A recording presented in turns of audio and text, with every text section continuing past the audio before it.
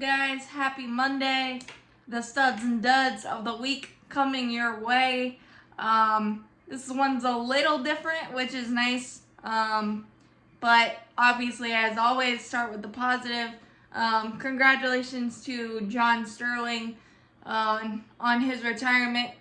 It may have been abrupt for many, but I do appreciate when a legend and a singular figure that is so impactful to the game gets to go out on his own terms, and he did that.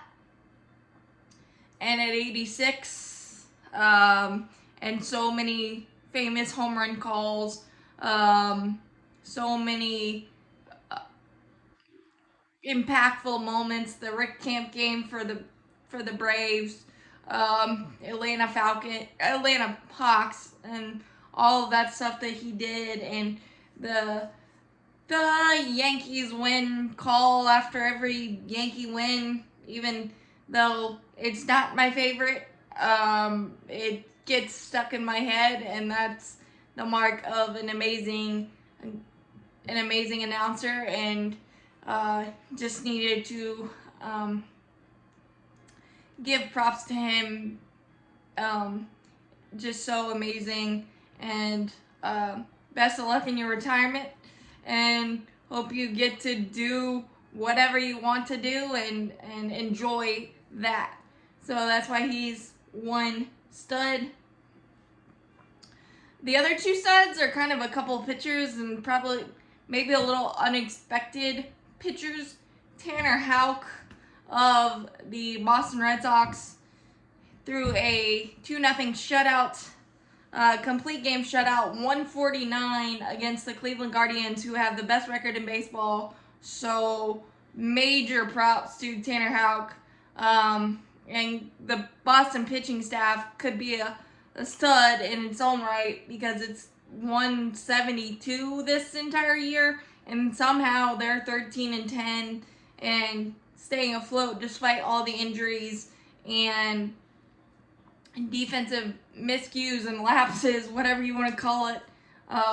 Boston's sticking in there, but Tanner Houck with the Greg Maddux type of showing against the most upstart team in baseball, the Cleveland Guardians.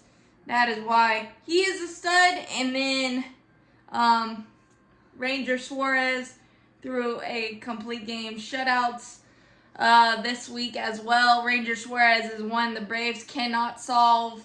Honestly, he may be one of the more underrated pitchers in baseball. That is insane. I realize the Phillies have played the Rockies and the White Sox this week, so their pitching kind of got healthy, but you still just got to play what's on your schedule, and Ranger Suarez has been absolutely dominant this year and could be a dark horse Cy Young candidate. Not that I like to give so much praise to a division rival, but you got to do what you got to do when you see it. So an announcer and two pitchers are the studs of last week.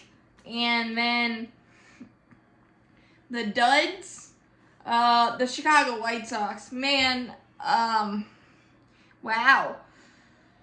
3-18. I think they have one qualified hitter over 200 in their starting lineup. I think the only bright spot was Garrett Crochet, and he's gotten kind of hit around his last couple of outings. It's not good any way you slice it. They lost Eloy Jimenez. He just came back, but Moncada's out with a adductor strain, and Luis Roberts out with I believe a hamstring issue for a while. So even their three marketable pieces that they could be trading or whatever are not even a thing because they're on the injured list. And it's just it's sad on the south side for sure. And then Another dud is the Houston Astros. They are 7-16, and I realize they've had so many injuries with their entire rotation being on the injured list, and Christian Javier getting scratched from his start and everything. But that relief corps is like grasping at straws, and none of it's working. Ryan Presley is lost. Josh Hader is dominant at some points, but he's very uneven so far. Alex Bregman has not hit a homer yet and just doesn't look like himself. Jose Abreu looks completely lost. They did get Verlander back, but that old saying, you can't win a division in April, but you can certainly lose it. And I realize it's the Houston Astros, so they're definitely going to make some sort of run, but I just don't know if they dug themselves too deep of a hole with all the pitching struggles, injuries, and things of that nature. Plus, it's a first-year manager who's got choiceless choices at this point. And there's really nothing you can do about it as of now. I mean, after Jose Altuve and Yordan Alvarez, lineup-wise, is a lot of questions, so that's a struggle as well. And it's pretty bad. So that's why they could probably be 2 duds, but unfortunately, a stud from the first week is now a dud. The Pittsburgh Pirates are kind of seeing the same deja vu all over again. They have lost 6 straight and scored 2.5 runs a game. And their 9-2 start just kind of whittled away. They just can't find the consistency yet, being as young as they are in the starting rotation and their position players.